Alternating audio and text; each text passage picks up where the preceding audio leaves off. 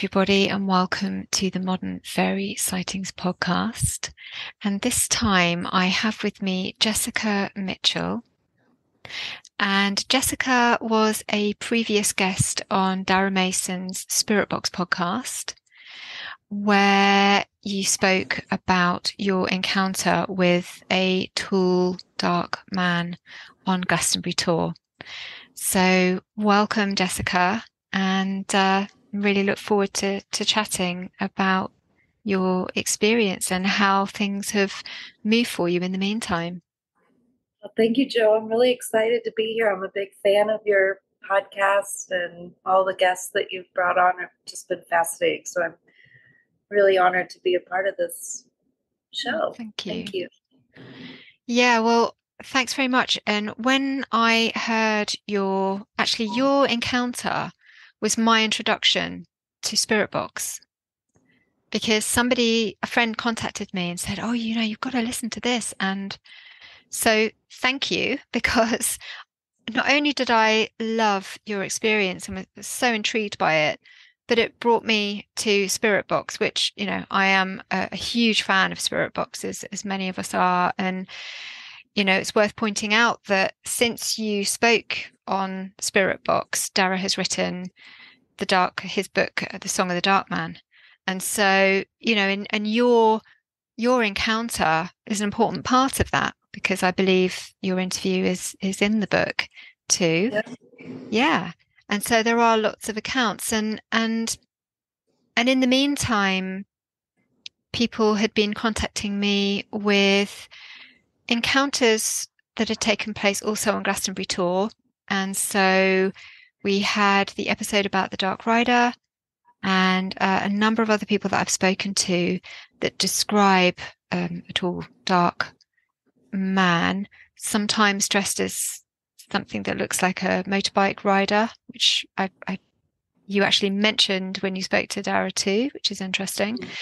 More recently, I spoke to Danu Forrest about Gwinnett Meath.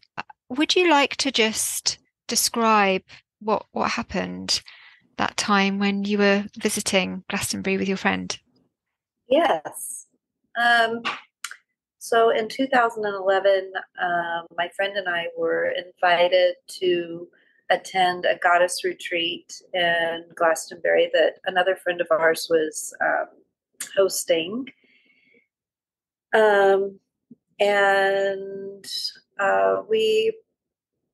Long story short, we flew into Bristol from Edinburgh, and as we were driving across the countryside, I saw my first sighting of the Tor from a distance. And I have to say, immediately I felt a very strong pull to this place that I wasn't even aware of it. It had never been on my radar. I'd never heard of it. I'm from Kansas, and there's just not a lot of talk about those types of places. So I wasn't familiar with it, but I did have a very strong pull to the place. And while we were visiting there, we decided that we were going to walk to the top of the Tor to see the sunrise, to watch the sunrise. And this particular morning, there was also a blue moon.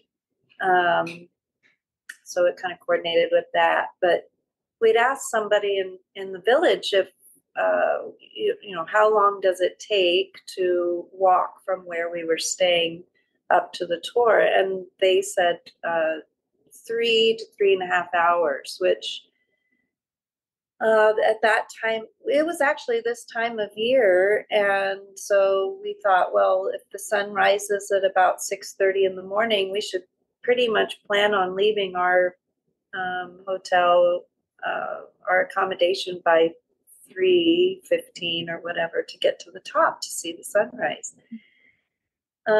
Come to find out later, the time frame that the person had provided us with was if we had intended on doing the labyrinth, which we didn't intend on doing that. We were just going to walk straight up. But it's kind of curious to me that they would assume that that's what we were doing. So I kind of feel like like maybe the scene was getting set even in the days prior leading up to the event itself.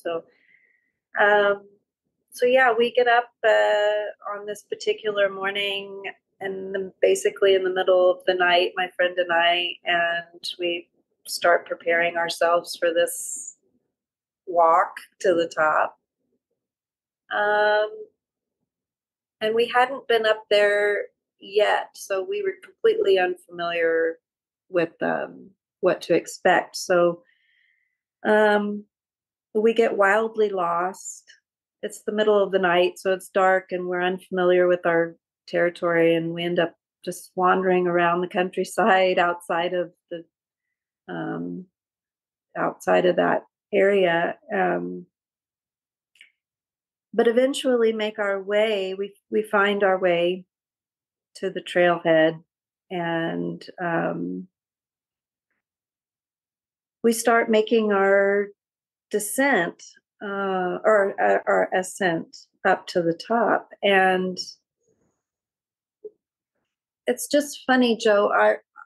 It takes us a very short amount of time to get from the base to the very top, which was not what we were expecting at all. So within 20 minutes, we're at the top, which was not, like I said, not what we expected at all. So,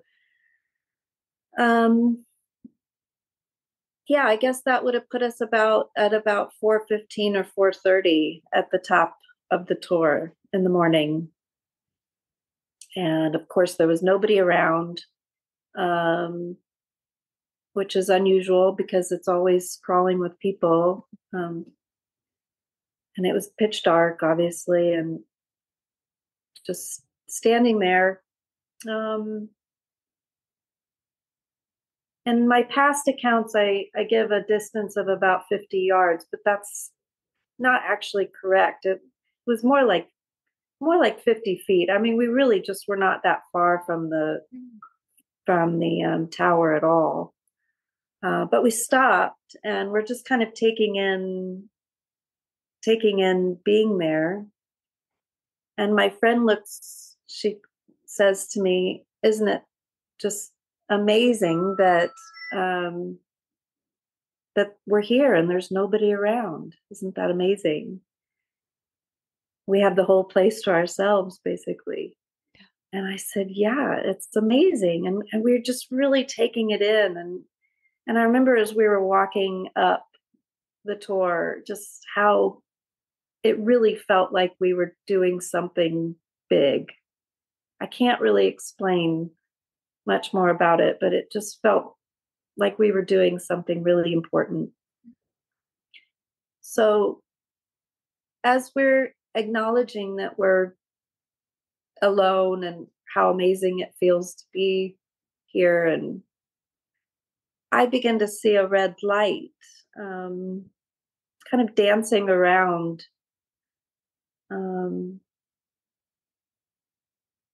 And I immediately, my brain says, "Oh, it's some sort of a camera, or some sort of something connected to a security system, or why that would be there, I don't know." But that's where my brain was going. It was really trying to identify what this red light is that's flickering around. And I asked my friend if she sees this little red light that's moving, and she didn't see it. And almost immediately as I said it, it disappeared. And in its place, there was a black mass that formed. So the red light was gone, and now this very odd black shape is forming. And I've often said it looks like somebody taking a black garbage bag and it's just got this shape that's moving. It's getting bigger and smaller and bigger and wider, and we cannot figure out what this is. And we're looking at it together, and we both acknowledge that we see something, and we just can't work out what it is. And I say to her, when I look to the left or right, just slightly avert my eye gaze, I can make it out clearer, but it still wasn't taking form, Joe. It was still just this black mist and form. I also noticed that there was a psychic wall between me and this whatever was happening in front of us. And my friend suggested that we get closer and try to figure out what this is. And I tell her I can't move past this whatever is in front of me. It wasn't physical, obviously, it was, but some barrier that was keeping me at a distance. And in my mind's eye, I can actually see the barrier when I look back on it, because I tell my friend, I'm going to just walk over here and see if I can get a better look at it from an angle, what this is that we're looking at. And I kind of skirt this psychic wall off to the side. So I'm now standing on a, if my friend is at 12 o'clock, I'm kind of over here at 3 o'clock, and I'm getting a look at the side, and she stays right in front. And just as soon as I get to a stance where I can start to make out what we're looking at,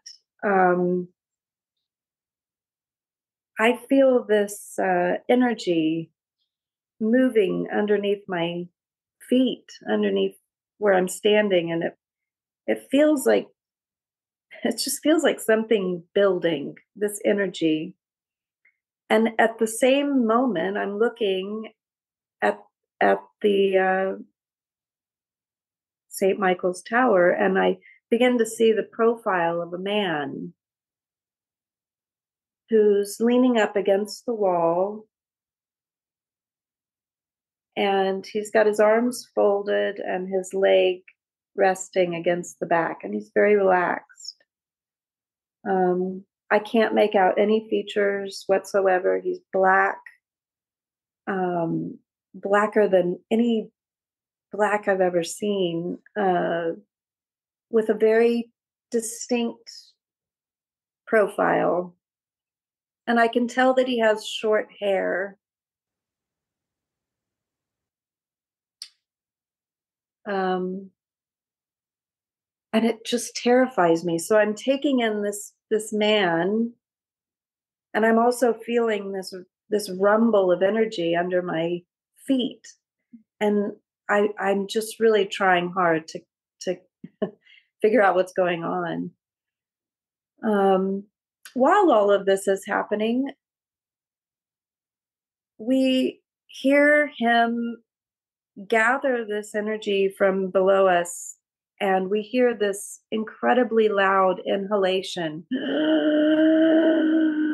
Just like this. He's just pulling air and energy up from the ground that we're standing on, and he's bringing it through his body, and out of his mouth reverberates "Good morning." And it ripples like a wave through the air. I have never heard anything like that before, and I hope I never hear anything like that again. It was really terrifying. The sound of the inhalation and the anticipation that I was feeling as to what's going to happen next. I'm taking in the fact that I'm feeling the energy below my feet moving, and that there's a man standing against the wall looking directly at my friend. And it's just shocking. It really is. So he greets us with "Good morning," and I am stunned and I'm afraid. And all I really want to do is get back to my friend. And I look at her and she's taken this kind of fight or flight stance. Like it scared her too, obviously. And when I see her that way, I begin to get really angry. That's my response to all of this, because all of a sudden I'm like, this guy has been standing here we've been trying to work this out for 5 minutes. What the heck is this? What is going on? And he's just been standing there watching this the whole time. So my reaction is anger that he hasn't made his presence known.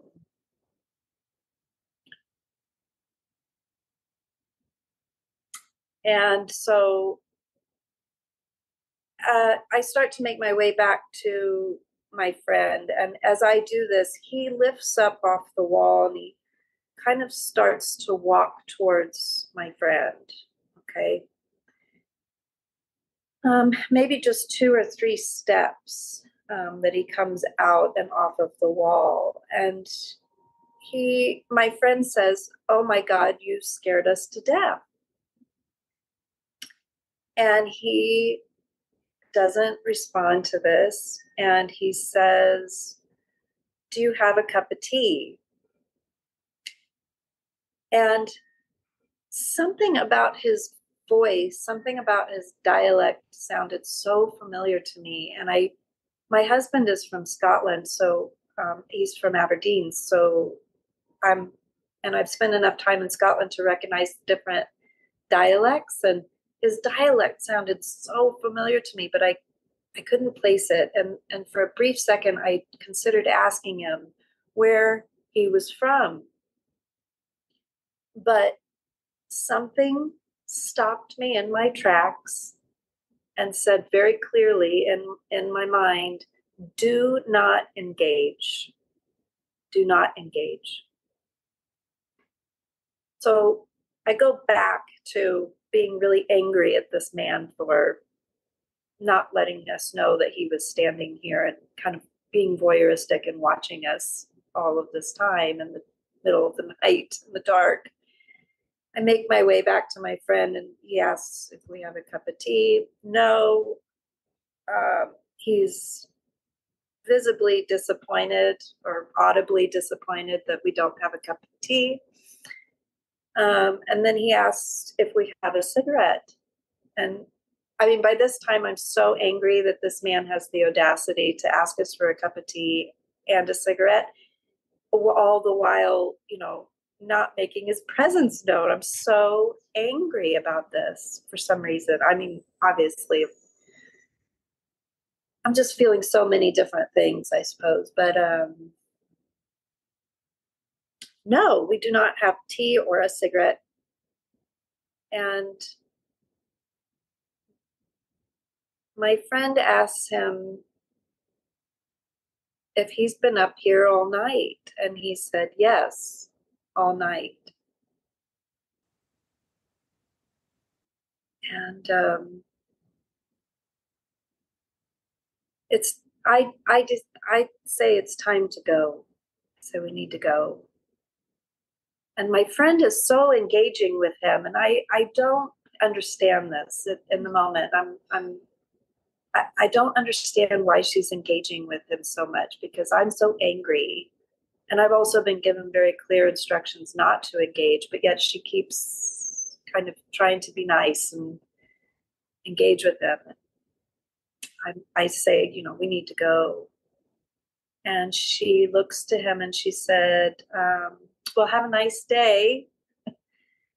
And he turns around and goes back to the wall, folds his arms, and puts his leg back up on the wall. And he says, what's left of it?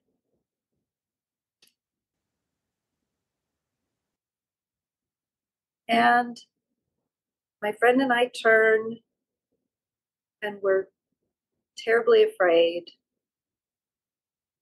I'm sure that this man is a predator, and that we are going to be killed or abducted. one of the key things to remember is while this man was talking with us, I look at him and he's the same height as the archway in the tower, and that archway's quite tall. I think he was well over 9 feet tall, which at the time, I think there was so much going on. It was one of those details that I didn't really remember until later. All I knew was that we were in a dangerous, vulnerable situation, and we needed to get to safety, if that was even possible at this point. So we lock arms and we just go down the hill. And my friend said, I think we should run. And I said, no, we can't run, because that will make us look like prey.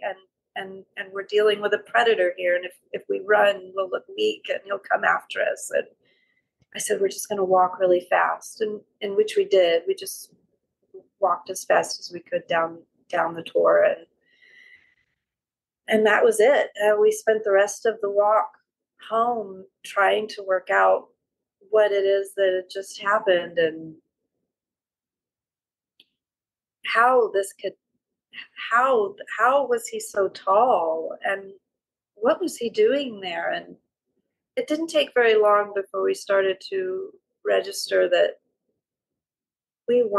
this wasn't a human person that we came in contact with. This was something different. And that's when my whole world just turned upside down. Everything just shifted.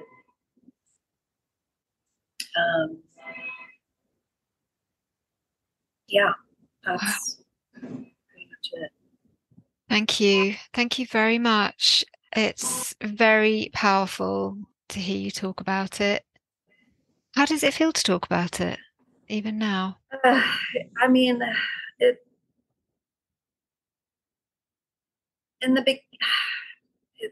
there was a time that it was really cathartic. It felt good to talk about it. I think when I talk about it now, it's so easy to go back there. It's so easy to be back in that situation and to feel the fear and the anger, and come to find out those two emotions are so interconnected. I mean, they're really kind of one and the same. Fear and anger go beautifully together. So feeling those emotions come up and revisiting that, it's challenging. I get a bit emotional too. Obviously, it was a really intense experience. Yeah. It sounds, even from the moment that you were approaching Glastonbury, when the taxi driver points out Glastonbury Tor, and you're already, a part of you is kind of already there in that situation. Does that, how did it feel when you first saw the Tor for the first time? Sort of where in the body did it kind of hit you, if you can remember? I don't know if you can. And what did it feel like? Well, the first time I went to the Tor was that morning. Yeah, 4:30 in the morning on that day. We didn't go up before then. So, well, like I said, when we were making our way up the Tor, I felt like something big was happening. Yeah. I felt like we were making a pilgrimage. I felt like we were, like something was, I'm not going to say something was going to happen. Like I didn't have any premonition of what was to happen. Mm-hmm. But I did feel like I was on very sacred ground. I recognized that. And I'm here to tell you I did absolutely no research on this, on Glastonbury, on Southwest England, on the Tor. I did absolutely no research on the history of the place. So this was, I just was basically a tourist from Middle America coming in and not having a clue what I was doing. Yeah. But that, despite that ignorance, I still felt like this was a big deal. This was really something to be savored and appreciated. Yeah. And it sounds like, as I say, even before you got there, you were having quite a powerful reaction to the place itself. And I'm interested in, the fact that he has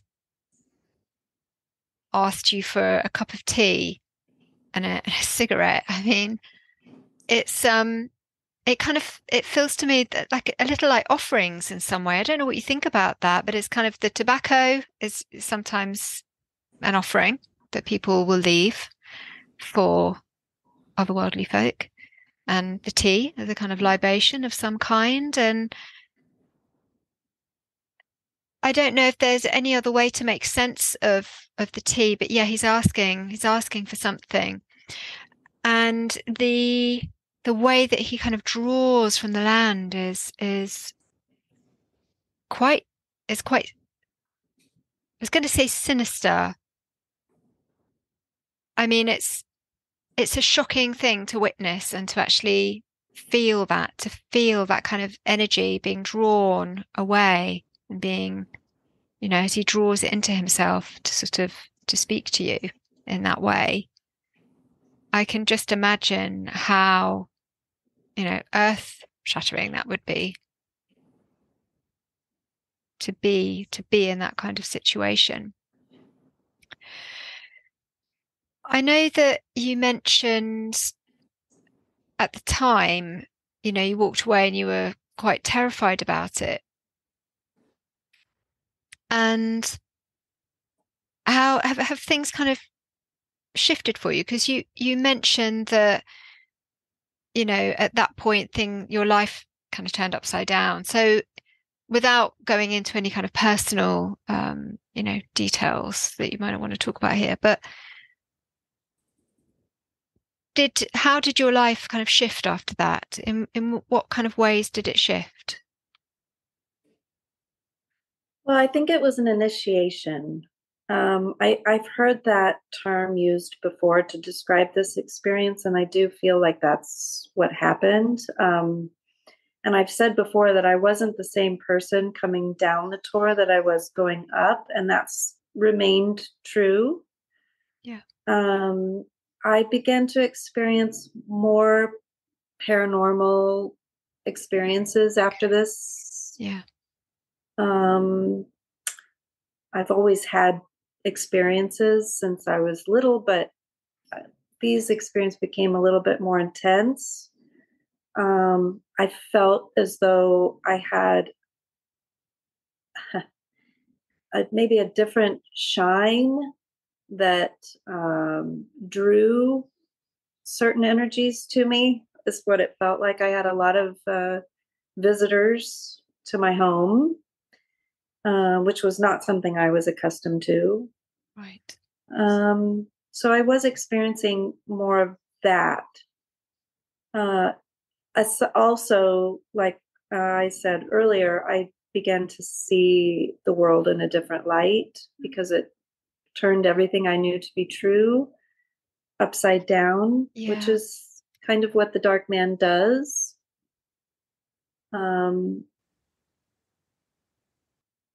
Or Gwen.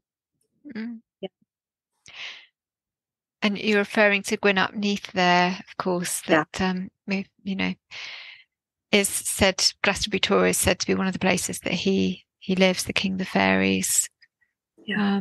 of Anufan, the underworld. Yeah, Yes.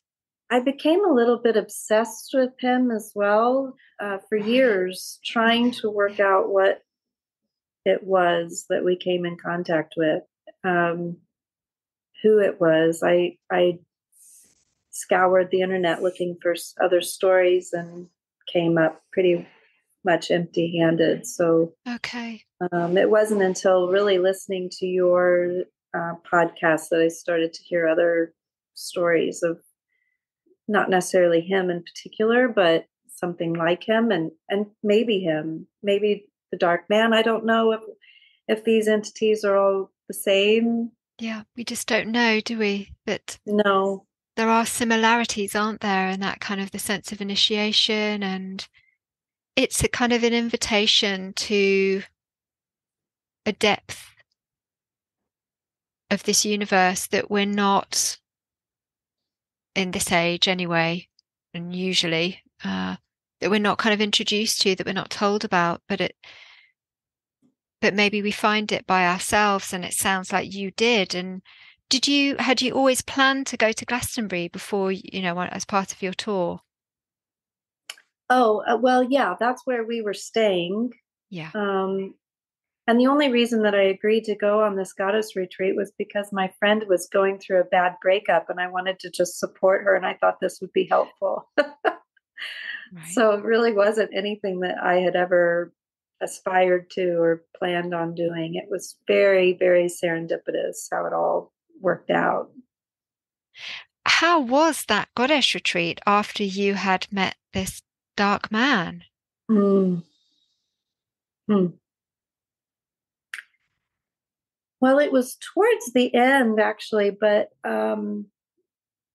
yeah, I think it was only a day or two before before we left. And we had been traveling to other sacred sites.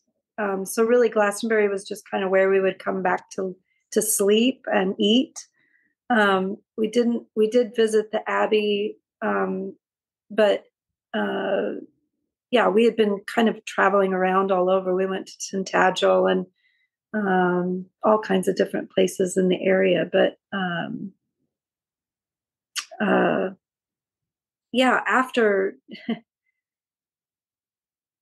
I was just so I had been initiated. I can't really explain it. It's the best way to describe it for your female viewers and um, non-binary, of course, is before you have a menstrual cycle and after, and how that feels as a woman.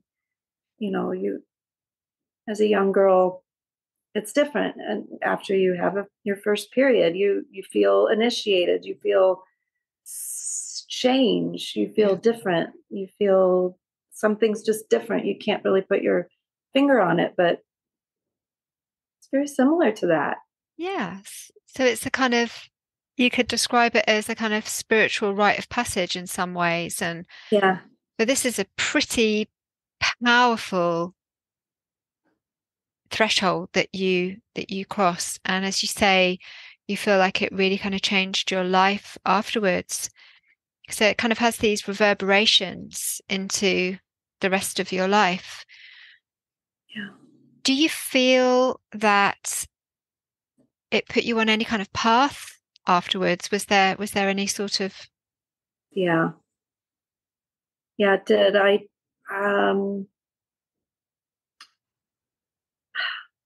mm, um if you think about it in the triple goddess, I think I went from maiden to mother like that. I was very much maiden like before this experience. I was just operating on a different frequency completely. But after this experience, I think I became more grounded.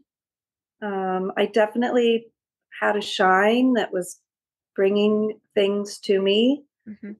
It was time for me to take notice. I think that's what I think that was pretty much his role in my life, was to clear away the doubt and clear away the cobwebs and to clear away the conditioning and pretty much remind me of my strength and my power and my um, knowing, because I'd been conditioned to not accept any of those parts of myself. So he really did aid me in stepping into my power and stepping into who I'm here to be. Mm. Had I not met him, who knows if things might be different. But I think he really helped me, and he's helped me since. He's come to me a couple of times since then, which has been amazing. Wow. Not easy, hard stuff to look at, but he's very gentle with me and he's kind. And I just am very grateful for him. As Wow. angry as I was in that moment, and as much as I hated that experience, as scary as it was, I have grown to be really grateful for his presence in my life. How would you describe his presence if you were going to kind of, if it's possible, in a few sort of words, how would you describe his presence? He's a shower. He's a shower of the way for me. He very, very gently brings me to see the beauty and um, what we would normally not want to see. Death being one Okay. thing. My father passed away in 2022. And Sorry. thank you. I was really struggling with his loss, and um, the dark man came to me in a dream over 2 nights, and he was very encouraging of me to um, look at the the decomposing body Mm-hmm. of my dad's, Mm-hmm. and to see the beauty in it, the beauty of the breakdown of the flesh and the bone, and he correlated this with a rose. You know, a rose is beautiful when it's alive, but it's just as beautiful when it's dead, or past its prime or whatever. Mm. There's something really beautiful about the decomposition of organic life. And he showed this to me very, very gently and very kindly. Um, and it helped me in my grieving process to see see this in a different light. So he's really helped me in that way. He's also cared for me when I was sick one time. Um, yeah, he shows up on occasion, and I always know that I can trust him, which is such a far, far cry from my first interaction with him in the physical. I was so scared and really felt like it was the end of our time on the planet. Mm. But to have grown into this relationship with him now, it's really interesting. Yeah, it is, and that's beautiful, by the way, to hear of how he helped you with the passing of your father. And I can completely understand, having lost my dad too, and stepping through that. And I'm so happy that you were able to have that connection with him at that time, through your dreams. And it feels very much that he's kind of at the edges, isn't he? In on the tour, it is like stepping into another world. It's completely otherworldly. It's a very, very sacred ground. And he met you there, and he invited you over the threshold, and you stepped through that fear. Yeah. You acknowledged. It sounds like he invited you to know yourself, which you fully did. And it sounds like the fact that you were at a goddess retreat, I mean, that's perfect because you have this space. So often in life we just move on to the next thing because we're just so busy, and we're trying, to have that time away from life, to be with a trusted friend, to be in this sacred place, and to have the time and, assuming sort of expertise of the person who is leading the retreat, the workshop. And then so he comes to you again in your dreams, another kind of threshold between, it's not your waking life, it's the depth, of the unconscious. And he meets you there and aids you again at this point in your life when you're losing your father. And then again at the edges when you're ill. I can really relate to that because I often find that when I'm ill, I feel very close to my ancestors. It's when they come in and it's like they're kind of knocking at the door. And that's when I will do all of my genealogy research.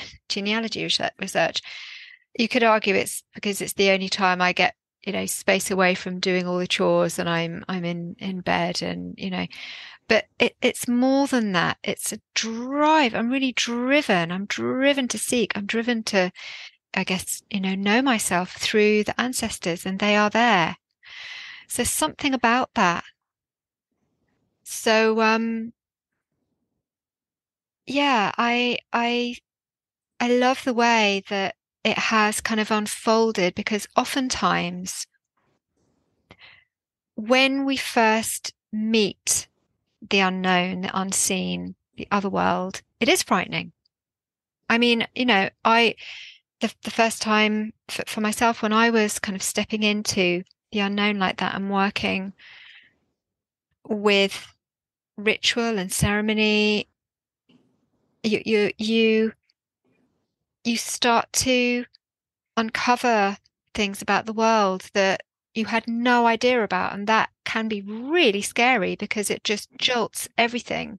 It's like the cards are thrown up in the air, and you're not quite sure, where the edges are anymore, because everything you've been taught is no longer very relevant, because you know more now, and so you're kind of finding out for yourself.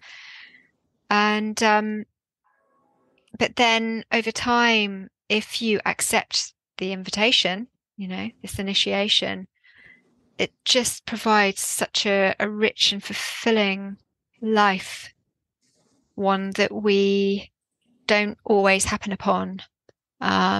Certainly one that we don't tend to learn, through school and, work, unless we seek it ourselves. So that's really beautiful.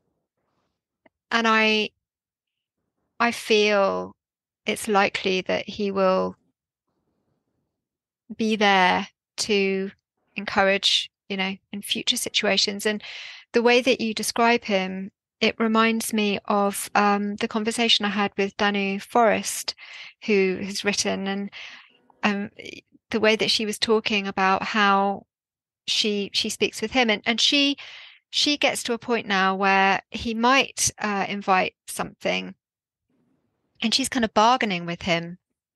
And so, she's reached a point where it's a bit of a back and forth. But again, there's always been this encouragement from him and that support from him. So it feels very similar. Yeah. And then, of course, the initial meeting with him is this kind of trickster energy.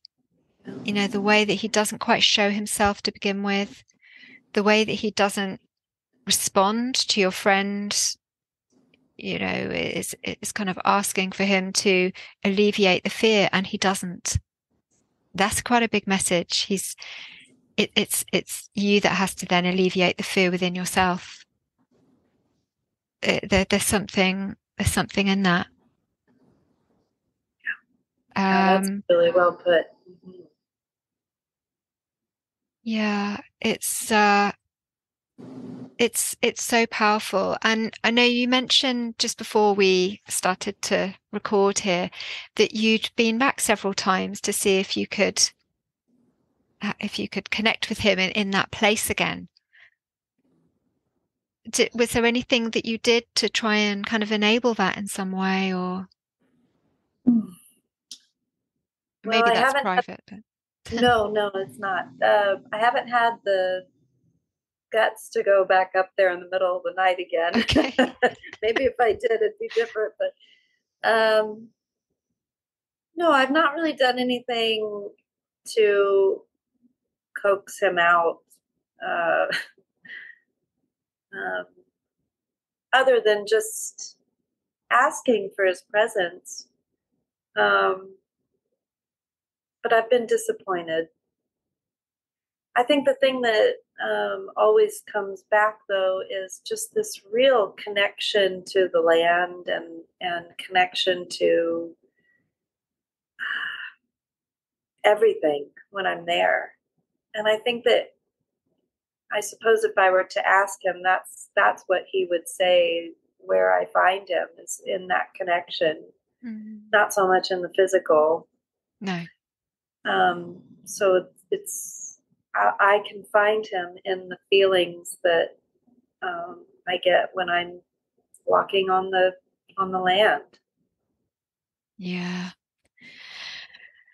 Yeah, I can imagine that. Is there anywhere near you that's any kind of sacred site or somewhere that you go that you have had a sense of reconnecting with other, not necessarily him, but somewhere that you feel is some kind of access point?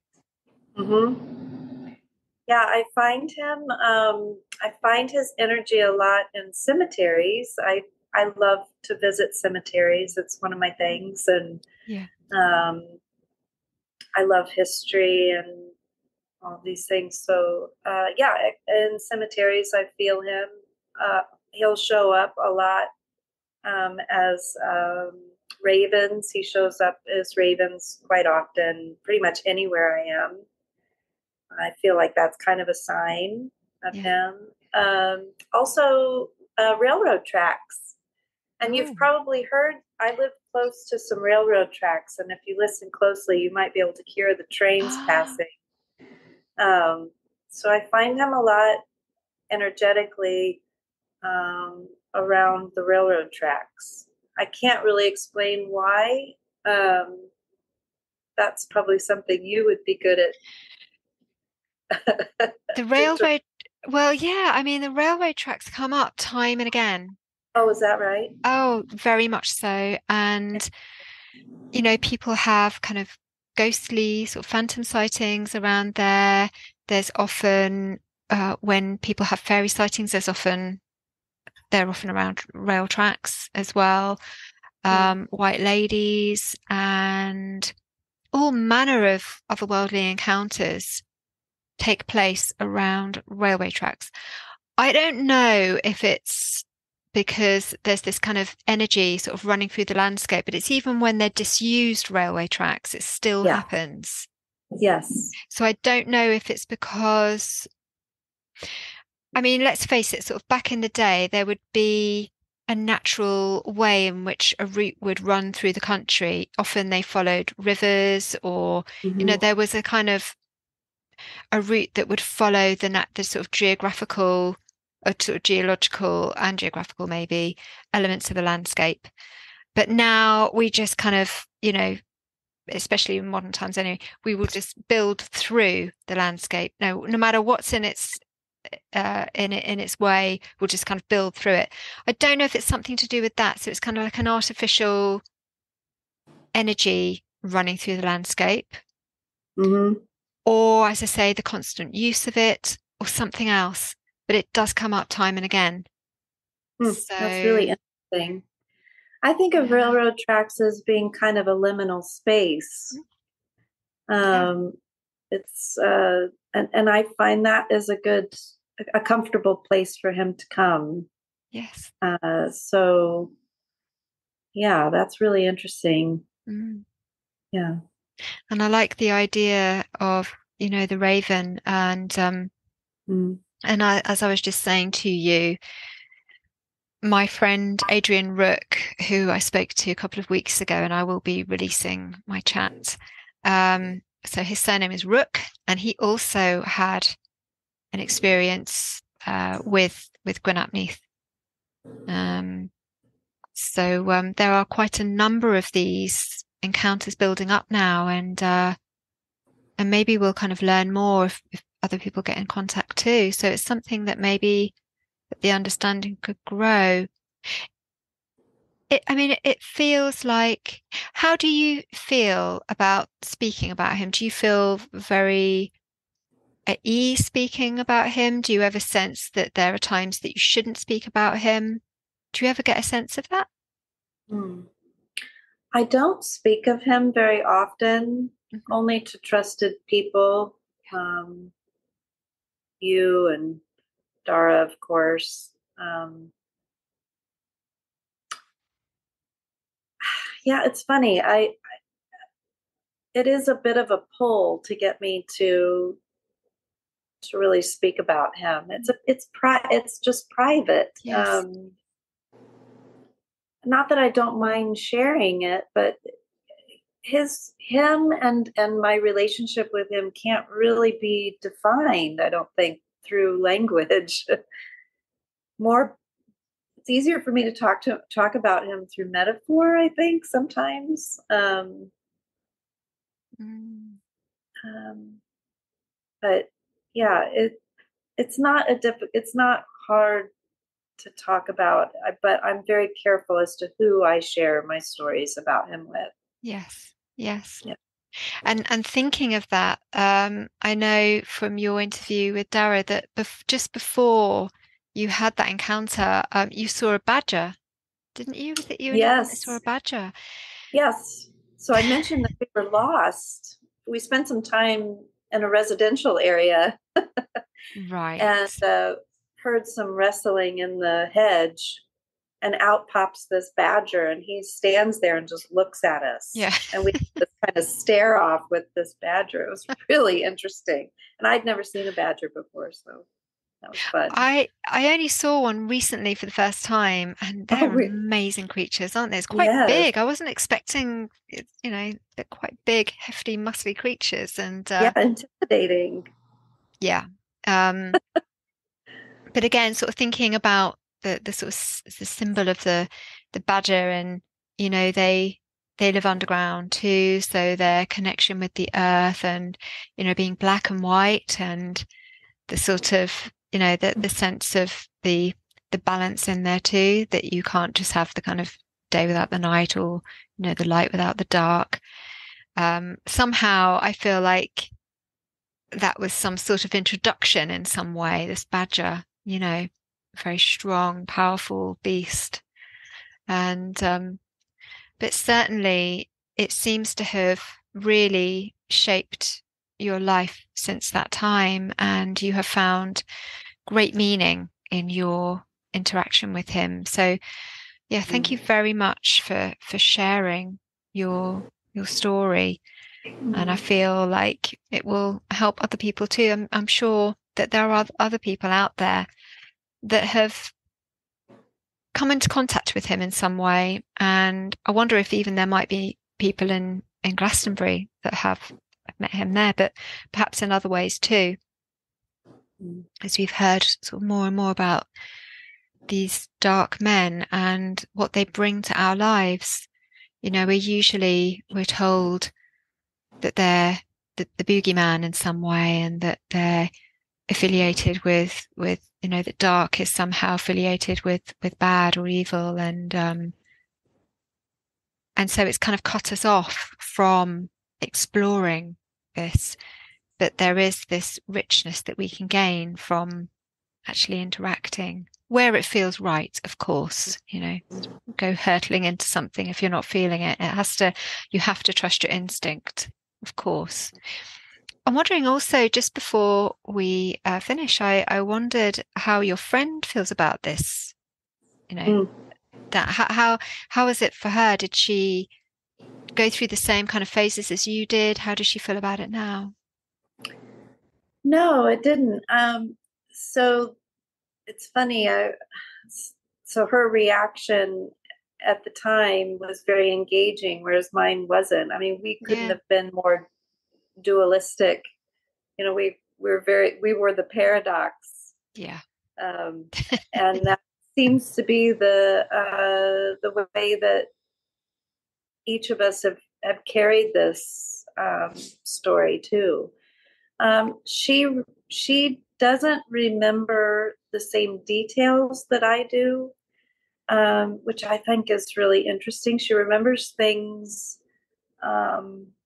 mostly the conversation that she was having with him while they were engaged, or while she was engaging with him. But yeah, it was a different thing for her. In fact, there were a lot of things that she had forgotten about, which I also found really interesting. Yeah. A lot of details that she recalled once I brought them up, but it didn't seem to have the same impact on her. And we don't really talk about it very much. On occasion, we'll talk about it, but something about it just doesn't seem very relevant. Yeah. Which seems strange because it's such a big part of my life, but um, she's just carried it much differently than I Yeah. have the experience. Yeah. It sounds like it was for you. It sounds like the experience was for you. Even when if two people have an experience and some might kind of see the surface of the experience and that's all they need to take with them because that's all they need to take with them and that's fine. But then for you, it feels like that connection was for you. So yeah, people can experience these in different ways. I think it's really interesting and worth noting that if any of your viewers or listeners are familiar with the tarot deck, the card of the Tower has a very similar shape and look as the St. Michael's Tower on the top of the Tor. And I think it's really fascinating. The meaning of the Tower card is breaking down all the illusions and turning everything on its head. And it's just so interesting to me that was exactly what happened for me there. So whenever I see the Tower card, and I am a tarot reader now, and whenever that card comes up, I can't help but apply it to my story and what it meant for me. That's amazing. Yeah. Anyway, that is really incredible. And yeah, it was a lightning strike moment for you in your life. Okay.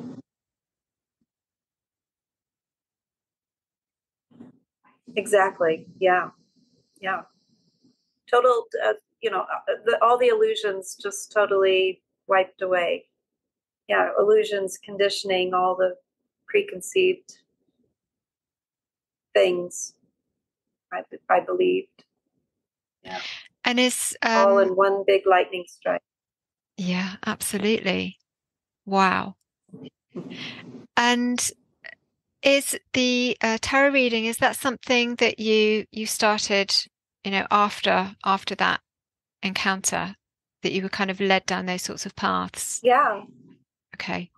Yeah, I had been reading cards since I was a teenager, but the pandemic was the time that I really started to bring them out again. And I was encouraged by another friend to start doing readings again, which I have. And I think that's another area of life that the dark man really has a handle in as well. Um, but yeah, so that's part of my life. Probably not something I would have chosen to do had I not had the experience, even though I was doing it before. Um, it has a much different meaning reading tarot now than it did before. Thank It feels you. like a duty. Yeah. Is this something you offer to people as well? Is there something that you're able to offer? Yeah, well, maybe. Yes. Yeah. So what we can do is put a contact for people if they want to contact you for readings. Do you offer any other kind of sessions? I do. I do animal communication as well. I've been certified in that modality too. It's not something that I do as often as I do the tarot, but I enjoy it too. But yeah, those Excellent. are the two things I work with. Yeah. Brilliant. Yeah, thank you. That's really good to know. Yeah, it'd be cool to have a reading actually. I must Yeah, arrange I'd that love with that. you. That'd be Yeah, that'd great. be fun. Yeah, I'd be honored, Joe. I'd be honored. Thank you. thank you. One other question that I wanted to ask you was, had you that sense when you saw the tour and you knew that you were going to be approaching it and you kind of felt that there's something about it. Had you ever felt that kind of feeling in your life before or since? No, No. Yeah. no, this was something different. This was something that it was ancestral. I think I probably shared. I know for a fact that I have ancestry that goes back to England and Scotland and Ireland, and but Well, there was that's definitely something ancestral. That's how it feels. Uh, yeah. Do you know and whereabouts? even, Apologies, sorry. no, yeah. So um, I have an ancestor called Isabel Roby. My maiden name is Roby. Isabel Roby was one of the witches from up in the Oh, north. oh, wow. Okay. And yeah, Scotland. I have a heritage from all over the British Isles. Nobody from Wales, which is interesting. Everybody's kind of from England, Scotland, and Ireland, but no Welsh that I've come across anyway yet. Mm-hmm. I mean, the fact that Isabel Robbie is your ancestor, because he is the initiator of witches too, isn't he? Yeah. He, so I mean, that is quite something. Mm-hmm. So that makes so much sense. Yeah. Yeah, I think there's something to that. And the fact, Joe, that his dialect, his voice, um, something sounded so familiar when I heard him speak, and I so badly wanted to ask him where he was from. Um, but very clearly told not to engage. Mm. Very clearly. And So that's the kind of trickster element, isn't it, as well? It's that, taking some kind of form and then assuming an accent, which will kind of pull you in, disarm you. Well, thank you so much, Jessica. It's been really great to hear about this and to hear, those insights and how this has kind of developed for you because it can, it's a process, isn't it? And it does kind of change. And initially, we can just begin to ask ourselves, well, what was this about? And we're searching for answers, and then we kind of have to find them in ourselves in some ways, and they start to unfurl. And it sounds like it has unfurled into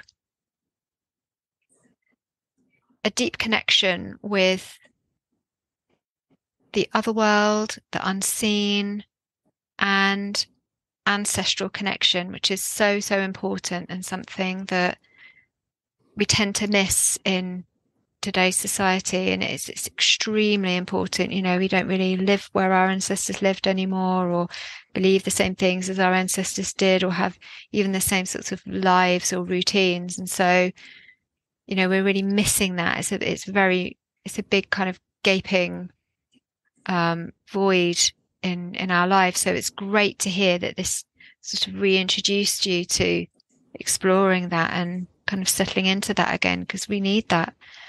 And so, yeah, thank you very much. And it'd be great to, to hear how it all Thank you, develops Jill. for you. Yeah. Thanks. And yeah, speak Well, I'd soon. just like to say one last thing. Sure. The light is so overrated. The light is overrated. Sometimes it's good to go down into the dark. We can learn a lot in the underworld, in the underrealms. That's where the real richness is that you said earlier, the richness of an experience, or that's where it is. The light can sometimes be a little overrated. It's limited. Whereas I Yes. think in the dark it's unlimited. Yeah, that's right. We've lost that. So We have to regain our understanding of that, because you know, we've been led away from it. But yeah, it's a big part. It's a big part of who we are as yeah, human beings, as yes, spiritual beings, as, children of this planet. And yeah, we have to get back to that in order to become balanced. There's the badger. He goes yes, into the depths, and he comes out again, and there he is with his both dark and light. It's very symbolic. So yeah. yeah. The next day after our experience, we did take a walk up there just to revisit the place, and inside the tower, in the corner, there were tobacco remnants of tobacco and tea bags. Oh, So I can't help but think, and I should have included that in my story. I'm sorry I didn't that's say okay. that. But I do think there are other people out there that must have come into contact with them. I mean, it just doesn't. Why would there be tea bags and cigarettes in the corner of this in the tower? It's just as bizarre. So I Wow. know there's other people out there. I just haven't found anybody else. I've looked and looked and looked. So I'm really hoping maybe one of your listeners has some insight into that. That is amazing. Yeah, Yeah, thank you. I really hope that somebody comes back with that as well. And yeah, also I that's think important. it is. It is relevant.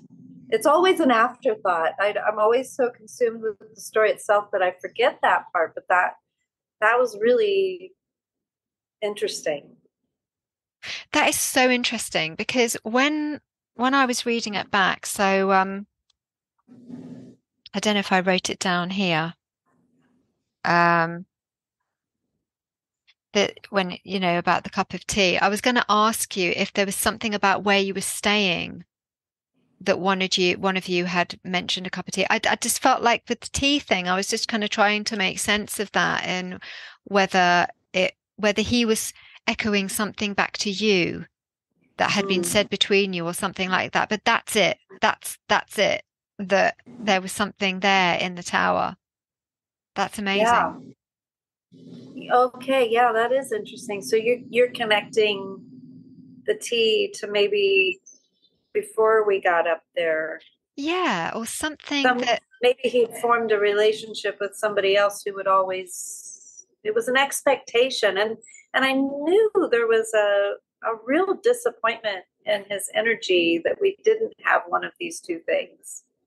And I remember at the time thinking, how odd, what a weird request of people if they have a cup of tea or a cigarette. I mean, maybe a cigarette, not so much, but a cup of tea. It's odd. And had we offered that, had we had those items and offered them to him, what would that have what experience would that have led to? Mystery. I'd do anything to bring it back, Joe, and get another opportunity. That's why I keep going back and trying to find them to see if I can get answers. But yeah, maybe someday. But Maybe someday. yeah, that's important. Yeah, that's an important part of the story, that there were remnants of offerings found the next day. So somebody's met him before. Yeah. It sounds like it to me. It really does. That is fascinating. Yeah. Yeah. It's bizarre. It's really interesting. Yeah. I just heard the train whistle. So I thought I heard something. I wondered what that was. So it's just come down. Just a little peep of acknowledgement there. I agree. I think From so. outside. Well, thank Fabulous. you, Joe. I really enjoyed being part of the show. Thank you. Thank you very much. Thank you.